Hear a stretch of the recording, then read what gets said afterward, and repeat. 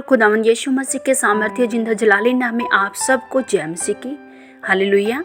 खुदावंद के प्यारे लोगों, प्रभु का धन्यवाद करते हैं और आशा और विश्वास करते हैं कि परमेश्वर पिता के सुरक्षित और सामर्थ्य हाथों में आप आनंदित और आशीषित हैं। हालेलुया। का वचन आपके जीवन बड़ी आशीष और बड़ी बरकत को लेकर आए।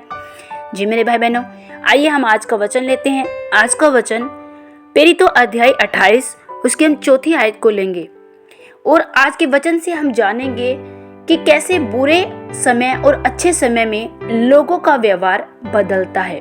जी मेरे भाई बहनों, देखिए आज इस वचन में देखते हैं, लिखा है, जब उन निवासियों ने सांप को उसके हाथ से लटके हुए देखा तो आपस में कहा, सचमुच यह मनुष्य हत्यारा है कि यद्यपि समुद्र से बच गया तो भी न्याय ने जीवित रहने न दिया।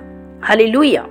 जी मेरे भाई बहनों, देखिए हम जानते हैं कि जब पौलुस समुद्र से बचकर यानी समुद्री तूफान से बचकर जब वो माल्टा द्वीप के पास पहुंचता है और वो देखता है कि बहुत ज्यादा ठंड होने के कारण और जब आग को तापता है तो क्या देखता है, सांप आंच पाकर निकलता है और उसके हाथ से लिपट जाता है। और कुछ लोग वहां के, कुछ माल्टा द्वीप के कुछ लोग क्या कहते हैं, पौलुस को बोलते हैं कि सचमुच ये मनुष्य क्या हत्यारा है। जब ये मनुष्य यानी कि पौलुस जो कि समुद्री जहाज से बचकर आ गया है तो भी अब सांप इसे जीवित नहीं छोड़ेगा। और वो क्या देखते हैं कि सांप ने पौलुस को काटा है और वो बाट जोते हैं कि कब पौलुस मरेगा। वो पौलुस के मरने की बाट जोते हैं और देखते हैं कि एकाएक दृष्टि से देखते हैं कि उसका हाथ सूज जाएगा और वो गिर जाएगा और वो मर जाएगा। मेरे भाई बहनों, अब यहाँ हम क्या देख रहे हैं कि जब मनुष्य के जीवन में परेशानियां आती है, आज बहुत से ऐसे मसीह लोग हैं जो मसीहत में अच्छे से चलते हैं। यहाँ अगर हम पौलुस को देखते हैं तो पौलुस ने कोई भी ऐसा काम नहीं किया जिससे उसे हत्यारा कहकर बोला जाए। और आपको पता है, जो माल्टा द्वीप के लोग थे वो पौलुस को नहीं जानते थे और ना जानने के बावजूद भी वो पौलुस को कैसे हत्यारा कहकर बोल रहे थे।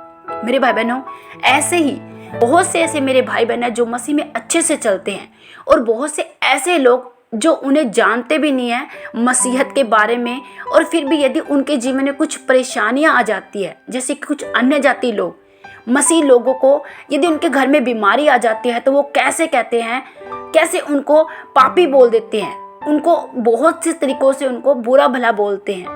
और उनके जीवन में जब कुछ मृत्यु यानी कोई बीमारी आ जाती है तो वो उनके मरने की क्या है, बाट जोते हैं। और वो क्या बोलते हैं कि जरूर इन्होंने पाप किया होगा, इन्होंने तो अपना धर्म बदल लिया, इन्होंने तो अपने ईश्वर को बदल लिया, अब इन पर क्या है, हमारे भगवानों का कोप आया है, हमारे देवी देवताओं का प्रकोप आया है। बहुत सी ऐसी बातें बोलते हैं उन विश्वासियों को, मसीह लोगों को। मेरे भाई बहनों, यहाँ पौलुस को जो माल्टा द्वीप के लोग थे वो नहीं जानते थे, फिर भी क्या है, वो पौलुस को हत्यारा बोल रहे थे। और जैसे ही देखते हैं कि पौलुस नहीं मरा है और पौलुस जीवित है तो उनका व्यवहार क्या है, बदल जाता है। और वो क्या बोलते हैं कि जरूर ही ये मनुष्य क्या है, कोई देवता है। हालेलुया। मेरे भाई बहनों, हम क्या देख रहे हैं कि जब मनुष्य के जीवन में परेशानी आ जाती है, जब मनुष्य के जीवन में गरीबी, लाचारी या हताशा, निराशा आती है तो बहुत से लोग आपके जीवन को जजमेंट करते हैं, आपके प्रति उनका व्यवहार बदल जाता है। जैसे यहाँ पौलुस के प्रति कुछ लोगों का व्यवहार बदला। और यहाँ देखिए कैसे वो लोग जो पहले उसको हत्यारा बोल रहे थे और कैसे वो लोग अब पौलुस को एक देवता बोलते हैं। और उस माल्टा द्वीप का प्रधान होता है पब्लिस, वो अपने घर पौलुस को लेकर जाता है और पौलुस की बहुत ज़्यादा आदर मान किया जाता है, पौलुस की बहुत पहनाई की जाती है, पौलुस को बहुत अच्छा खाना दिया जाता है। और पौलुस क्या करता है, वहाँ कुछ लोगों को प्रार्थना करके चंगाई देता है और बहुत से लोग उसके पास आते हैं। मेरे भाई बहनों, जब आपके जीवन में बहुत से ऐसे नेगेटिव लोग आते हैं, बहुत से ऐसे लोग जो आपके बारे में बहुत सी बातें बोलते हैं, जब आपके जीवन में परेशानी आती है तो बहुत से लोगों का व्यवहार आपके प्रति बदल जाता है, वो आपके अपोजिट हो जाते हैं, वो आपके विरोध में हो जाते हैं। और जैसे ही आपके जीवन में कुछ अच्छा होता है तो वही लोग फिर आपके प्रति क्या है, अच्छे हो जाते हैं, आपकी आओ भगत करने लग जाते हैं, जैसे यहाँ पौलुस की करते हैं। मेरे भाई बहनों, जब आप परमेश्वर के प्रति वफादार रहते हैं तो आप लोगों की परवाह नहीं करते हैं। यहाँ पौलुस ने किसी की परवाह नहीं की कि लोग पौलुस को क्या बोल रहे हैं, वो सिर्फ प्रभु के प्रति वफादारी से चल रहा था, वो सिर्फ परमेश्वर की आवाज़ सुनता था। मेरे बहनों, जब आप मनुष्य को नहीं सुनते, सिर्फ परमेश्वर को सुनते हो, तो परमेश्वर उन्हीं लोगों से जो आपके बारे में आपकी बुराइयां करते हैं, उन्हीं लोगों को परमेश्वर ठहराता है आपको ऊंचा करने के लिए, आपको आदर और मान देने के लिए उन्हीं लोगों को परमेश्वर ठहराता है। हालेलुया। मेरे भाई बहनों, निरंतर प्रभु में वफादारी से बने रहे। एक समय आएगा कि परमेश्वर आपके विरोधियों का मुंह बंद करेगा और परमेश्वर उन्हीं लोगों को इस्तेमाल करेगा आपको ऊंचा उठाने के लिए। हालेलुया।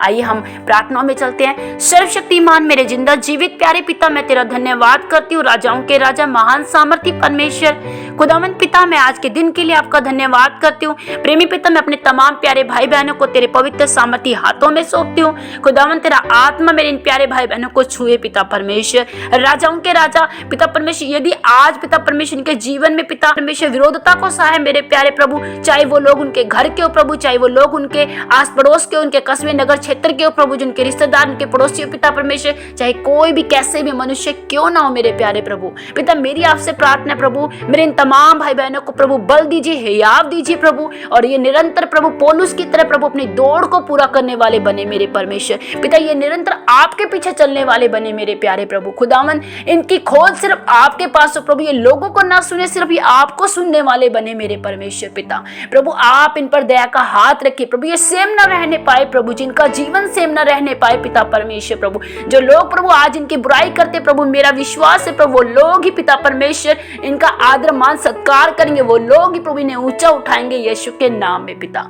आप इन पर दया का हाथ रखे प्रभु। मैं आपका धन्यवाद करती हूँ प्रभु, आज आपने मेरे इन तमाम भाई बहनों को छुआ आजाद किया पिता। आपका नाम सदा महिमा पाए पिता, यीशु के नाम से हम मांगते हैं, आमीन। सबको जय मसीह की।